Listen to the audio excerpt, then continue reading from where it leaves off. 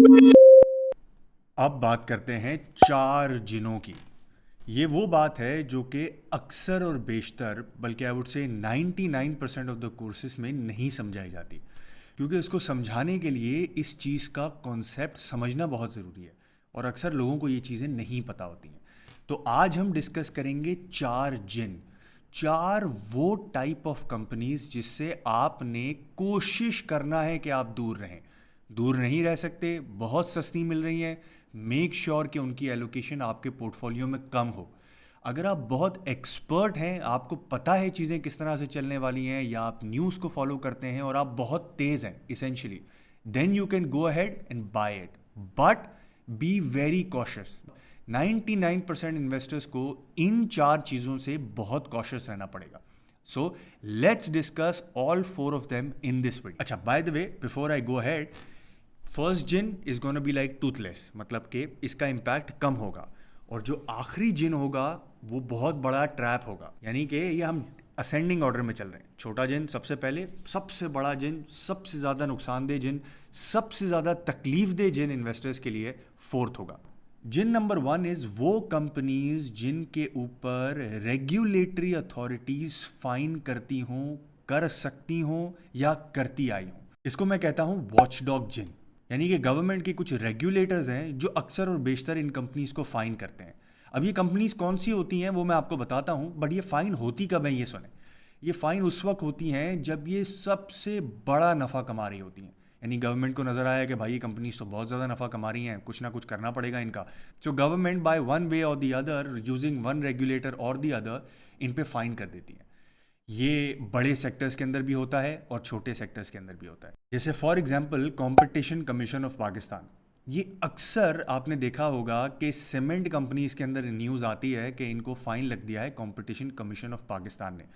15 साल में 2 बार competition commission ने इन कंपनीज को फाइन दिया है, बट 1 रुपया भी नहीं ले पाए अभी तक। बिकॉज उसके बाद कंपटीशन कमीशन जब फाइन करता है, उसके बाद ये कंपनीज कोर्ट्स में चली जाती हैं। बट कहने का मकसद क्या है, ये फाइन्स बहुत बड़े बड़े होते हैं। एक वक्त था when I was an analyst, इसकी वजह से स्टॉक प्राइसेस बहुत ज़्यादा टूट गई थी सीमेंट के अंदर।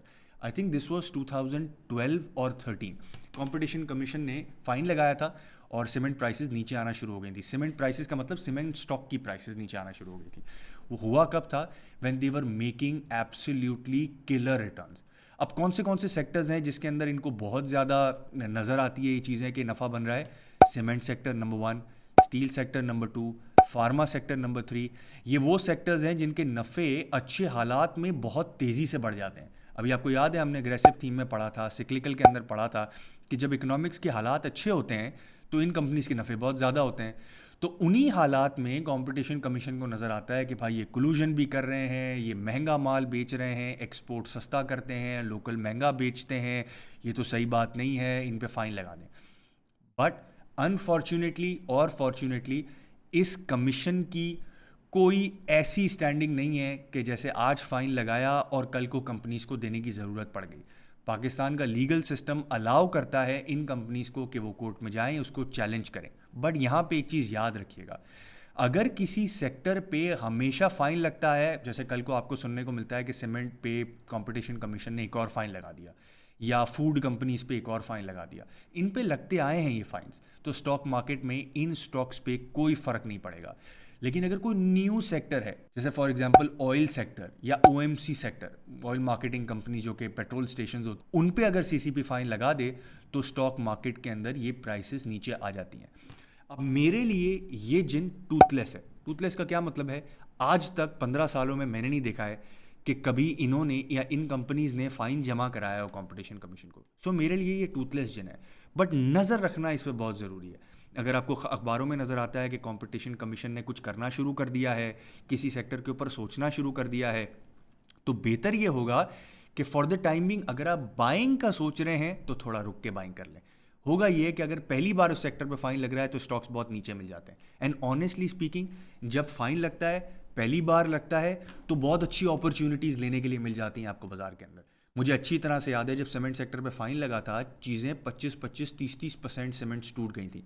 और उसके बाद वहाँ से स्टॉक्स कोई डबल या ट्रिपल हो गए थे। I am not saying her competition commission के फाइन के बाद स्टॉक्स चीज़ें डबल हो जाती हैं, बट ये जो 20-25% की अगर अपॉर्चुनिटी मिलती है, that is too good to ignore.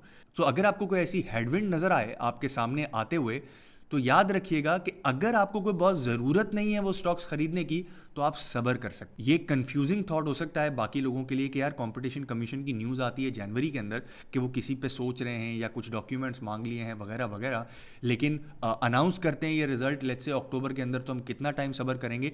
Judgement is on you. Once again this is probably a toothless, आगे जाके अगर इसमें कोई चेंजेस हो जाए तो मैं अभी कमेंट नहीं कर सकता, बट 15 साल की हिस्ट्री ये बताती है कि this is a Toothless Jin.